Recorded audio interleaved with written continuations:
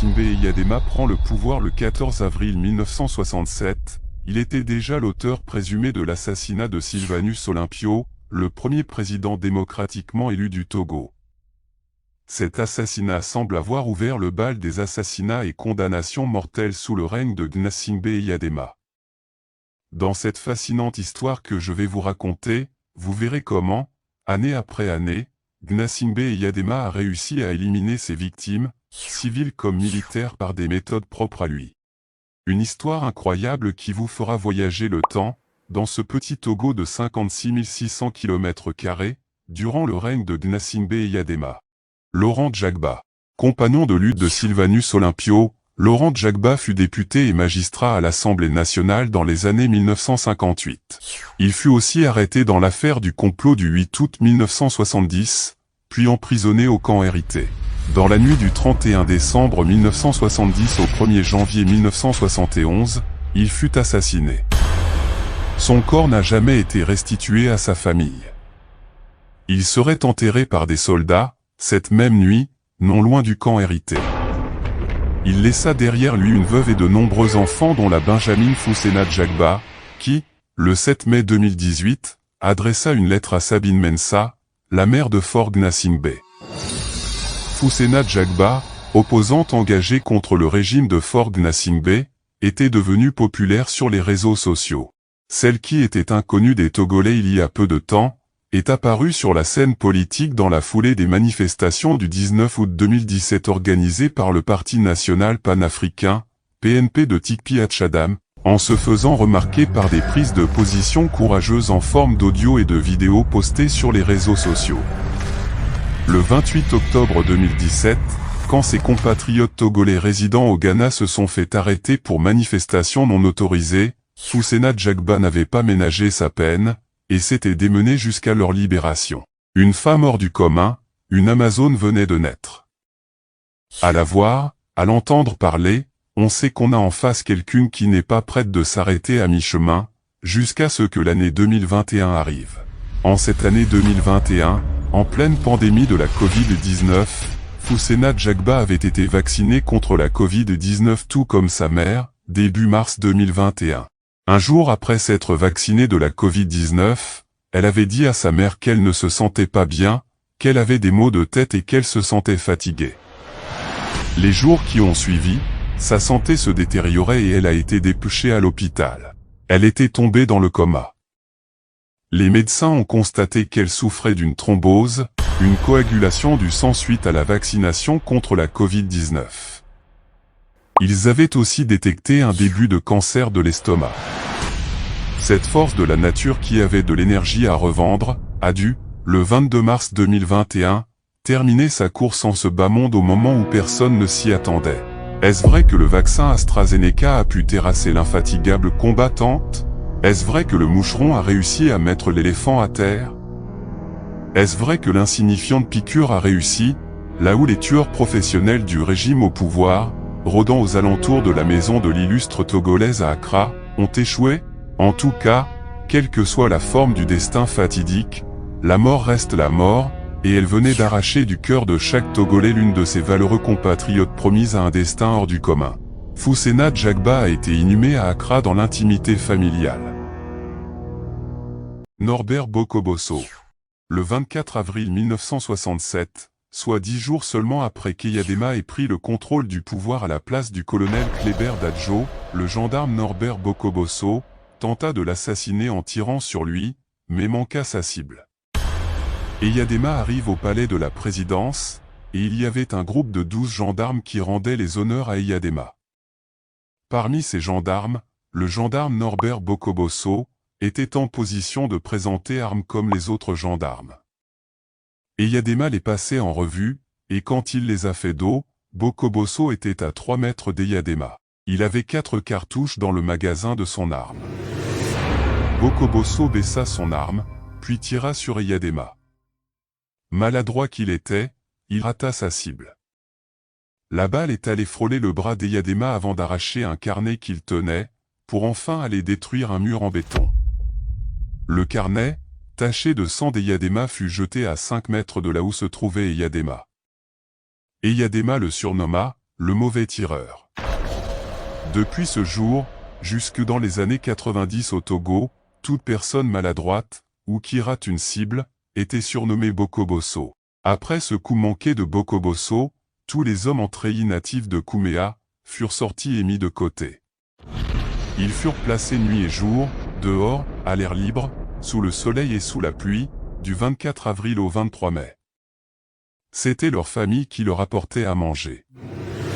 Ils furent ensuite révoqués de l'armée et assignés à résidence surveillée.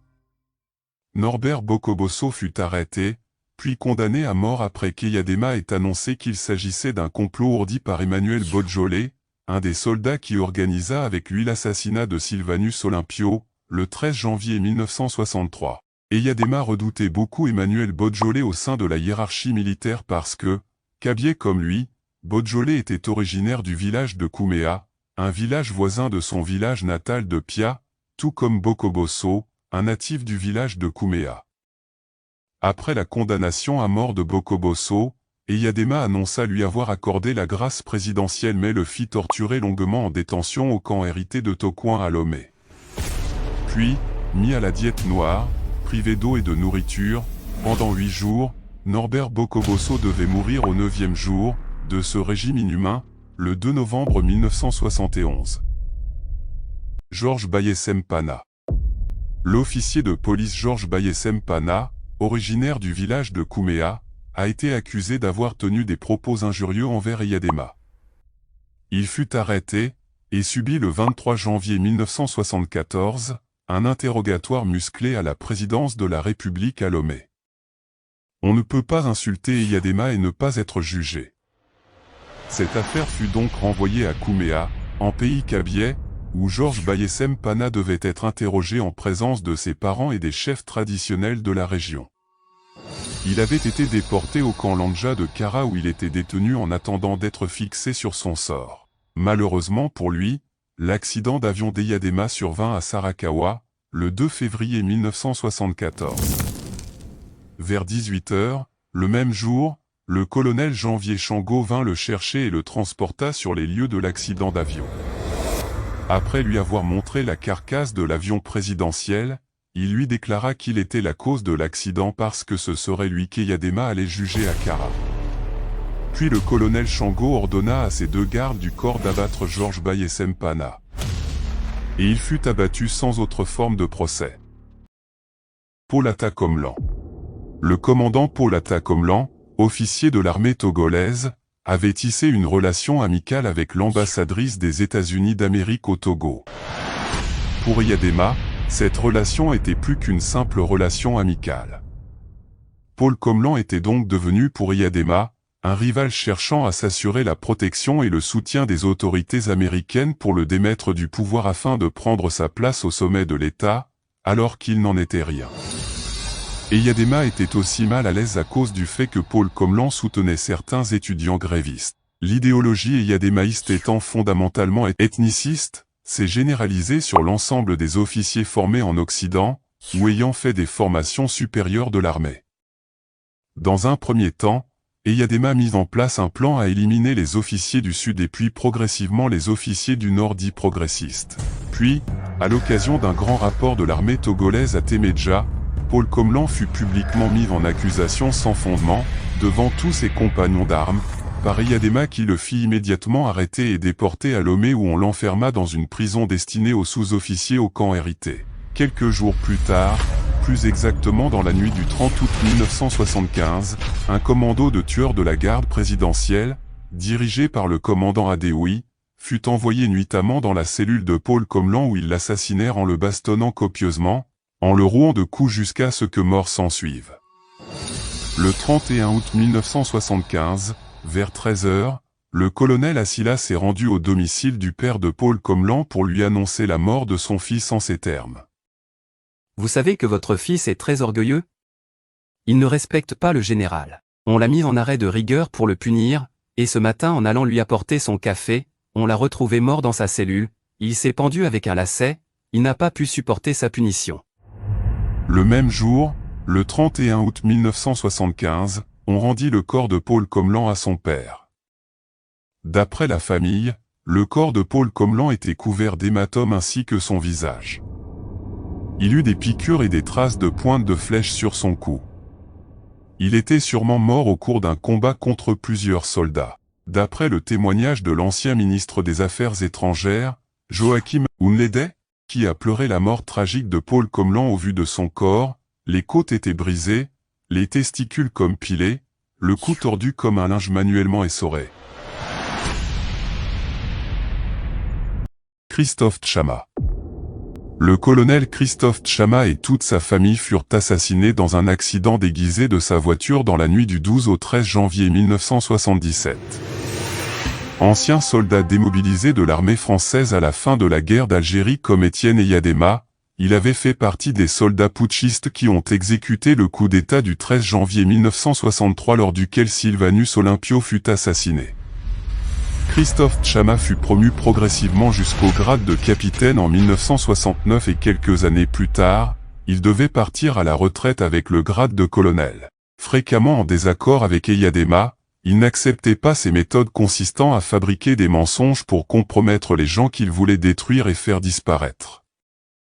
Le colonel Christophe Tchama s'opposait ainsi à Eyadema qui n'aimait pas qu'on désapprouve ses plans machiavéliques.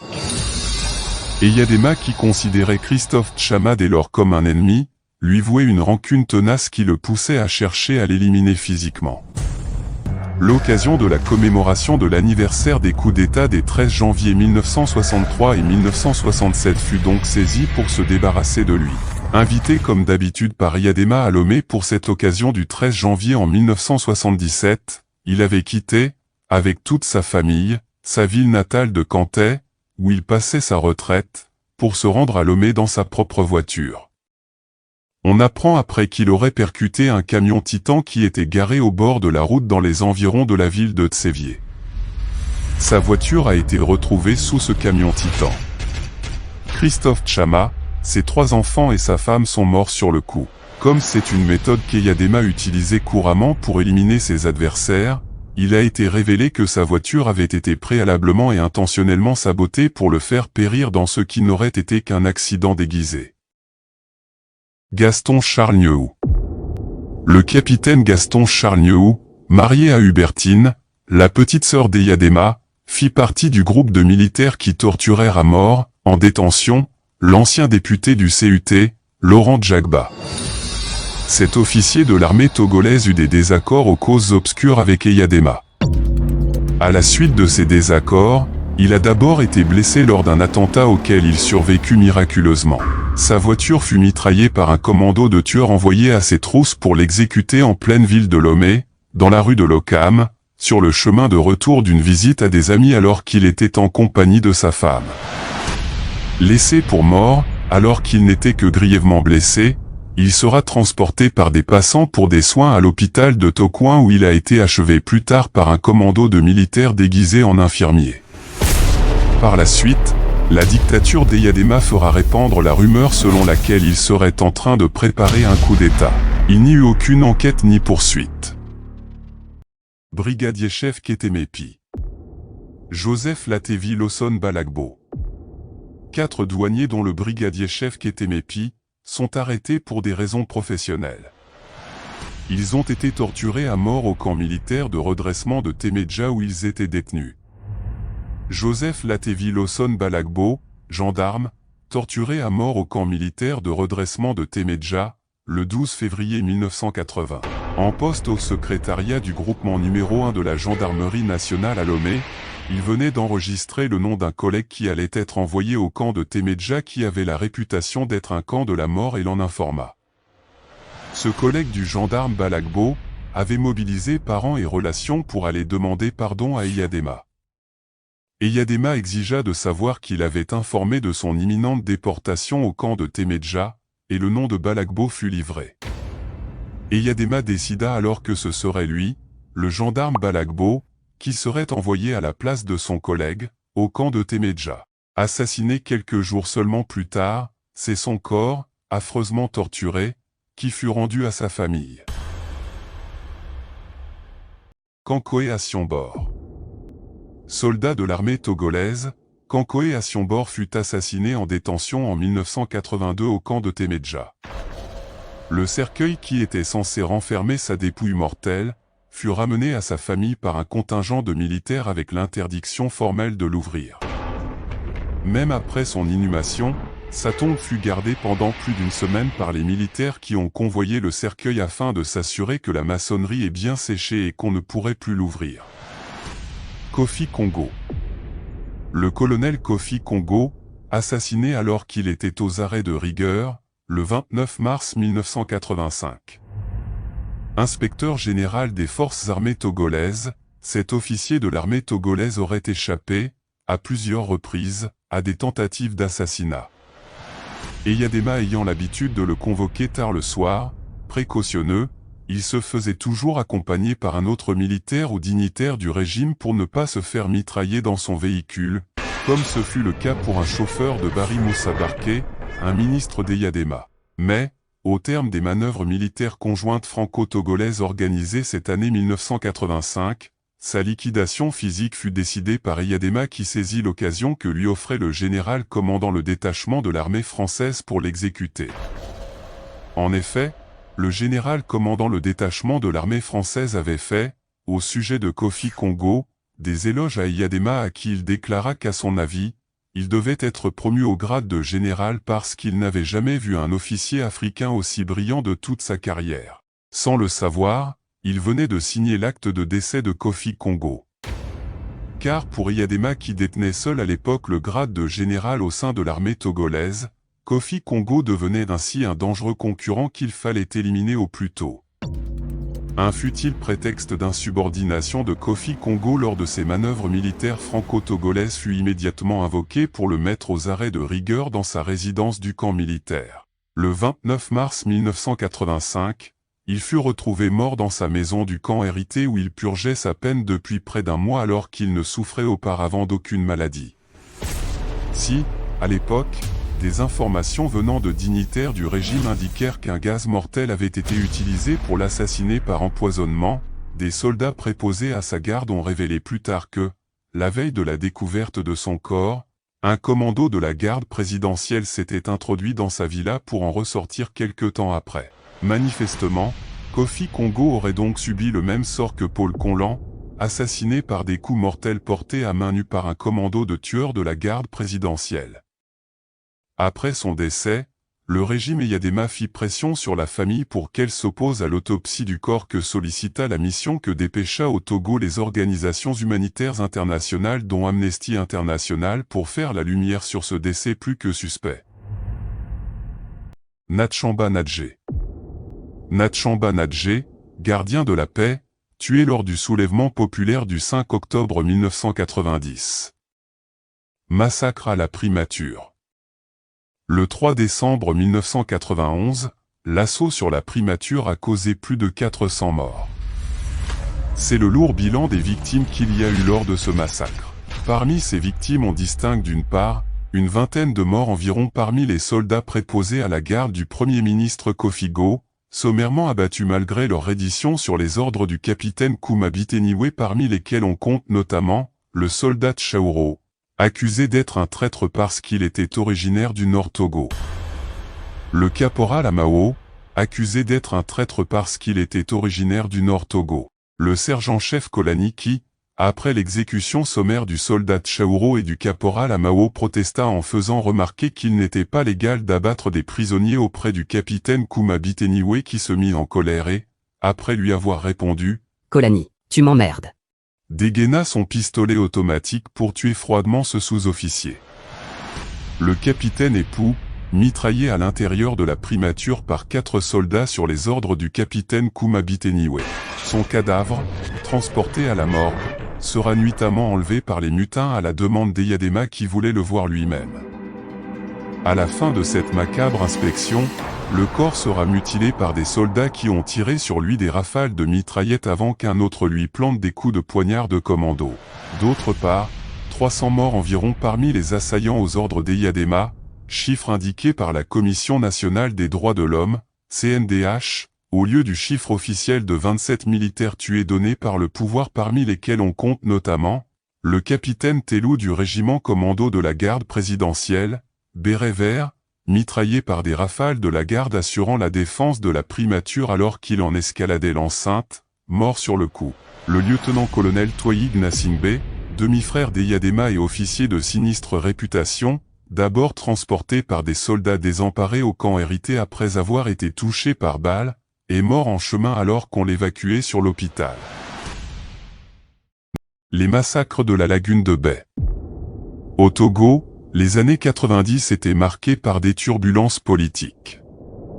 C'est ainsi qu'en avril 1991, alors qu'une vague de contestation contre le régime de Gnassingbé Eyadema secoue le Togo depuis des mois, les autorités décrètent, le mercredi 10 avril, un couvre-feu s'étendant de 19h à 6h du matin. Cette mesure n'est annoncée officiellement sur les antennes de la radio nationale togolaise qu'à 20h, soit une heure après son entrée en vigueur.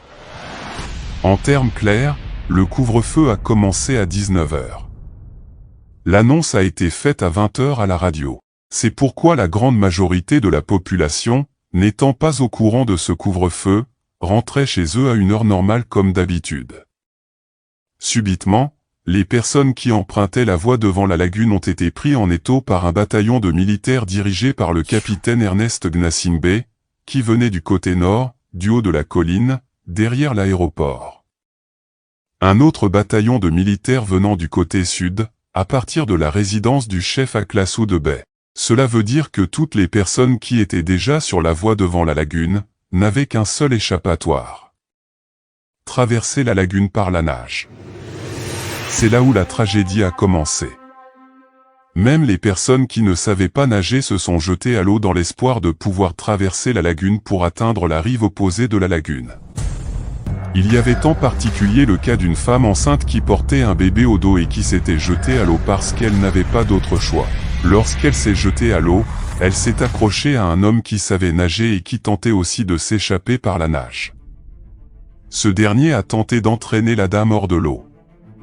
Malheureusement, c'était impossible pour lui. Il n'a pas pu sauver la dame et a été forcé malgré lui de la laisser. Finalement, la dame s'est complètement noyée avec son bébé au dos. Le lendemain matin, des pêcheurs qui étaient allés pêcher du poisson découvrent un corps inanimé, puis 2, puis 3, puis 5, et ainsi de suite. Au total, ce sont 28 corps sans vie qui ont été repêchés de la lagune puis exposés sur la berge de la lagune. Informés, les habitants des quartiers environnants se regroupent devant les cadavres alignés au bord de la lagune. Terrifiés, chaque personne essaie de comprendre ce qui s'était passé. Très en colère contre l'événement tragique qui vient de se produire, la population a fait venir un véhicule bâché dans lequel tous les corps ont été mis. Direction l'ambassade des États-Unis d'Amérique, pour aller montrer à l'ambassadeur des États-Unis ce qui venait de se passer. Devant la pression et les accusations de la Commission nationale des droits de l'homme, CNDH, de la Ligue togolaise des droits de l'homme, LTDH, et de Amnesty International, le régime Eyadema nie ces accusations et dit qu'il s'agit d'une manipulation, et que les cadavres venaient de la morgue du CHU de Lomé-Tokoin et avaient été jetés dans la lagune de Bai. Kodjo Tché. Le 22 décembre 1992, le soldat Kodjo Tché, garde du corps du Premier ministre Kofigo, a sommairement été abattu en plein jour, sur le boulevard circulaire à Lomé, dans son véhicule que ses assassins ont fait arrêter. Quartier Bai. 1993. Le bilan des victimes qu'il y a eu lors des massacres du 27 au 31 janvier 1993 au quartier Bai s'élève à 50 morts parmi lesquels on compte le gendarme Komlan Adjalé. Le militaire Tagba. En ce début d'année 1993, Lomé, la capitale togolaise, s'est vidée d'une bonne partie de sa population. Les massacres de Fréau-Jardin ont contraint une bonne partie de la population togolaise à franchir les frontières togolaises du Ghana et du Bénin pour se réfugier dans ces pays. Les courageux qui étaient restés au pays devraient faire face à la peur et aux intimidations constantes. C'est dans cette ambiance de menace que dans la soirée du mercredi 24 mars 1993, vers 18h, on remarque que d'importants renforts de troupes sont acheminés vers les frontières du Ghana et du Bénin. Des chars font partie de l'arsenal déployé. Jeudi 25 mars 1993, vers 3 heures du matin, les Loméens sont réveillés par des tirs nourris d'armes automatiques. Peu de temps après, une radio émettant en modulation de fréquence annonce que des forces démocratiques vont attaquer. Pendant que se déroule ce simulacre macabre, les tueries commencent dans le camp RIT, où, nous dira-t-on, Eyadema a réussi à s'échapper. La population de Lomé n'atteignait pas 800 000 habitants. L'époque qu'on traversait était particulièrement troublée. Compte tenu du temps qu'il faisait, déjà à 21 h la grande majorité des habitants de Lomé étaient déjà au lit. Les premières rafales d'armes automatiques ont commencé par retentir autour de 23 h 30. Tous les quartiers dans les environs du camp RIT étaient complètement déserts. L'intensité des coups de feu ont commencé par secouer les murs des maisons avoisinantes, poussant les personnes effrayées à se cacher sous leur lit. Les coups de feu devenaient interminables. Personne ne savait ce qui se passait réellement. La radio France Internationale, qui était pratiquement la seule à informer la population de Lomé, avait annoncé à 4 h 30 la mort d'un officier supérieur au camp RIT à Lomé sans en préciser le nom. Que s'est-il réellement passé ce 25 mars 1993 à Lomé? Certains militaires manipulés à la solde du régime Eyadema sont mis à contribution pour des basses besognes. La terreur, la violence, les assassinats extrajudiciaires, comme beaucoup de rapports les ont dénoncés, sont les pratiques qui ont permis au général-président Eyadema de reprendre la totalité de son pouvoir par après. Dans la foulée, certains hauts gradés qui ne partageaient pas les méthodes moyenâgeuses sont considérés comme des traîtres, des ennemis à abattre. La division s'installa ainsi dans les garnisons du pays. D'un côté, certains officiers et soldats de rang sont considérés comme des démocrates, donc d'opposants au régime, et de l'autre, les soldats fidèles au général-président Eyadema qui conçoit la gestion du pays comme sa propriété privée. La division était palpable et cela dépassait les entendements. On attendait la bûchette pour mettre le feu aux poudres. Et le 25 mars 1993 arriva avec la fameuse agression terroriste contre le camp RIT où réside le général Gnassingbé Eyadema jusqu'à sa mort en 2005. Des informations font état de ce que certains proches de Gnassingbé Eyadema auraient établi une liste des militaires à exécuter, et le 25 mars 1993 serait la bienvenue pour exécuter ce plan machiavélique. Ceux qui détiennent la clé du Togo sont dans les rangs des corps habillés. Ce sont eux qui ont fait allégeance à Faure Gnassingbé, à la suite du décès de son père en 2005 pour le succéder en violation flagrante de la constitution togolaise. Un coup d'État, un crime imprescriptible prévu par la loi fondamentale de ce pays. L'agression extérieure contre le camp RIT, d'aucuns parleraient de simulacre pour liquider des officiers dont leur tête ne plaisait plus. En effet, à l'aube du 25 mars 1993, aux environs de 2h30 des tirs nourris d'armes automatiques, de roquettes et de fusils d'assaut ont réveillé les Loméens qui ne savaient plus à quel saint se vouer. Durant des heures, personne ne savait ce qui se passait à l'intérieur de ce camp. Pendant ce temps, ceux qui avaient encore le cœur, cherchaient à capter les radios internationales pour en savoir plus. Au même moment, plusieurs officiers, soldats de rang, sont tués. On parlera de purge sanglante, comme cela aurait été établi. La fameuse liste des militaires à éliminer. Le général Gnassingbé Eyadema réussit à s'échapper cette nuit-là, sans que personne ne le sache. Le général Maoulik Plimi Ameyi, le colonel Eugène Tépé, le lieutenant-colonel Gnandi Akpo, et plusieurs militaires ont été assassinés lors de cette purge orchestrée par Gnassingbé Eyadema le 25 mars 1993 au camp RIT à Lomé. Le général Maoulik Plimi Ameyi, qui aurait vendu la mèche de ce coup d'État au président Eyadema, sera abattu par des hommes dont leurs identités n'a jamais été révélée. Son neveu, le colonel Eugène Tépé, considéré comme un traître, sera lapidé à mort dans le camp par les jeunes militaires très enragés sous le nez et la barbe de leurs supérieurs. Le corps du colonel Tépé, soumis à une effroyable mutilation rituelle, a été exposé au soleil des journées entières au camp RIT de Lomé. On signale plus tard que ceux qui avaient commis ce crime, ajouté à l'exécution sommaire de 3 de ses neveux, auraient agi sous les ordres d'un certain sous-lieutenant qui vient du même village natal que le président Eyadema. L'aide de camp du président Gnassingbé Eyadema, le colonel Gnandi Akpo de la garde présidentielle a aussi trouvé la mort au cours de cette mutinerie après avoir reçu des rafales de balles tirées à bout portant. Évacué rapidement à l'étranger pour des soins, il va finalement succomber à ses blessures. Plusieurs officiers et soldats ont été éliminés sous prétexte qu'ils soutiendraient l'opposition démocratique à l'extérieur.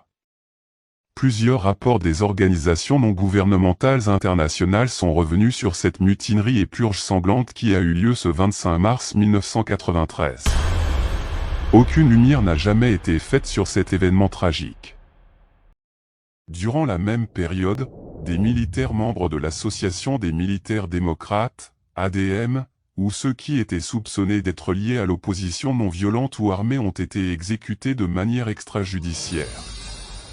Certains militaires accusés d'avoir participé à une tentative d'attaque contre le camp RIT ont été arrêtés en mars 1993 et maintenus en détention pendant au moins 8 mois. Lors d'une autre attaque contre ce même camp en janvier 1994, les militaires arrêtés en mars 1993 ont été exécutés de manière extrajudiciaire à Massouin. Avant d'être abattus, ils ont été aspergés d'essence et brûlés vifs. Un autre militaire, le lieutenant Tokofai Vincent qui s'était réfugié au Ghana, a été abattu à Accra en juillet 1995, vraisemblablement avec la complicité des militaires togolais. Une enquête a été ouverte mais les résultats n'ont pas été publiés. Voici la liste des victimes. Général Maoulik Plimi Ameyi, exécuté. Colonel Eugène Tépé, exécuté et mutilé. Lieutenant-colonel Gnandi Akpo, fusillé, décédé lors de son transfert à Paris. Lieutenant Tokofai Vincent, abattu à Accra, au Ghana. Kofi Tépé, civil, fils du colonel Tépé, étudiant, exécuté. Paul Tépé, civil, neveu du colonel Tépé, apprenti charpentier, exécuté. Robert Tépé, civil, neveu du colonel Tépé, exécuté. Sergent-chef Yeto Kougblnou, exécuté et décapité. Sergent-chef Kodjo Avomé, exécuté et décapité. Sergent-chef Batchassi Ouela, exécuté. Sergent-chef Komi Odiba, exécuté et décapité.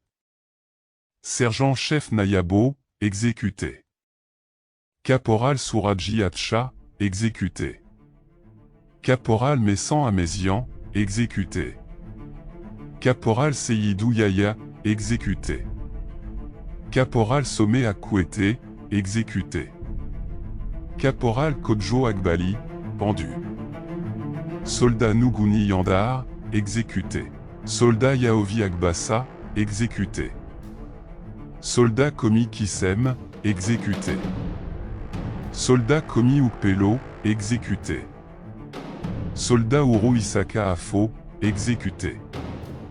Sergent-chef Amouzou Tomega, exécuté. Caporal Nomagnon, exécuté. Caporal Bozinambo Afo, exécuté. Première classe Djibom, exécuté. Deuxième classe Asiati, exécuté. 1994.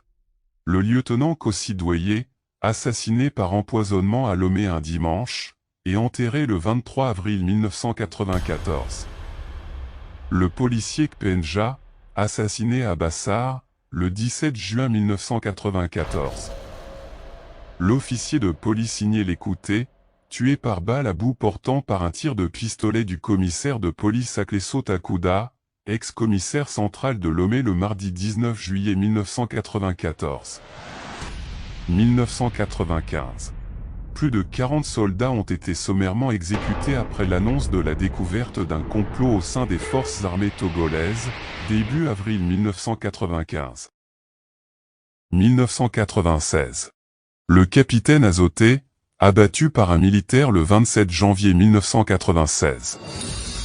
C'est alors qu'il était en train de faire son jogging matinal, aux environs de 6 heures du matin, que ce capitaine de gendarmerie a été abattu par des éléments des forces armées togolaises, FAT, en fonction au quartier Aflao Aveji à Lomé. Interpellé par ces derniers, il se serait présenté à eux, mais, À peine leur avait-il tourné le dos que ceux-ci lui tiraient plusieurs balles et il succomba à ses blessures. Selon la version officielle présentée sous forme de message lu le 30 janvier dans toutes les casernes, le capitaine Azoté aurait été pris pour un terroriste du fait qu'il portait son arme sur lui. Mais, fait exceptionnel pour un officier de l'armée togolaise, il était membre de la Ligue togolaise des droits de l'homme, LTDH. Renvoyé de l'armée à la suite de l'annonce d'une attaque d'assaillants le 23 septembre 1986, il avait été réintégré dans les rangs de l'armée en 1991, 2 mois avant le début de la conférence nationale souveraine. 2004. Le sous-brigadier Komlan Anani Azamati de la police nationale, assassiné et jeté dans la lagune de Niekonakpoe à Lomé, au niveau de Togbato Boka, entre le mercredi 28 et le jeudi 29 juillet, n'a pu être retrouvé et repêché que le vendredi 30 juillet 2004. Les lieutenants Pandang et Yao Mensa sont morts en détention à la prison civile de Lomé. Même après 2005, ces atrocités macabres n'ont pas pris fin. Militaires comme civils continuent de mourir sous le régime cinquantenaire des Gnassingbé. Des hauts gradés de l'armée sont décédés dans des conditions mystérieuses. D'autres ont été assassinés dans des conditions sombres. Que l'âme de toutes les victimes des atrocités du régime des Gnassingbé repose en paix.